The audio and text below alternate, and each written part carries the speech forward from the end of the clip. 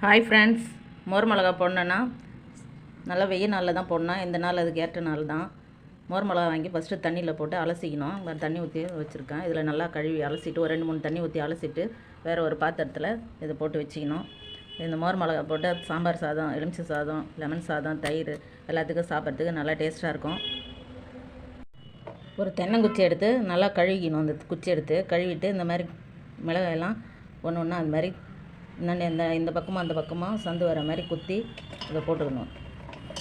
இதே மாதிரி எல்லா மிளகாயும் இந்த குச்சியில் குத்தி போடணும். சந்து இருந்தால் தான் மோர் இதில் ஊறும். ஆனால் காம்போடு போடணும். காம்பை கிள்ளிட்டு போட்டாக்க விதையெல்லாம் கொட்டிக்கும். ஃபுல்லாக மிளகாயை 2 பக்கம் குத்துனது இது குச்சியால் குத்தி போட்டது மிளகாயை. இதில் தேவையான அளவு உப்பு போட்டு தேவையான மோர் ஊற்றி ஊற வைக்கணும். ஊற வச்சு ஒரு நாள் ஃபுல்லாக ஊறின பிறகு அடுத்த நாள் எடுத்து வெயிலில் நல்லா பரவலாக காய வைக்கணும்.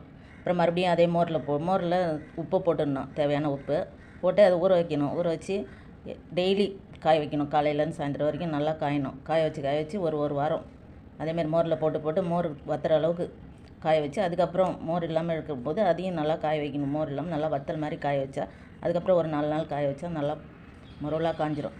காஞ்சால் தான் நல்லா மிளகா வறுபடும். சாப்பிடவும் நல்லாயிருக்கும். செய்து பாருங்கள். தேவையான அளவு உப்பு போட்டிருக்கேன். உப்பு போட்டு மோர் ஊற்றணும்.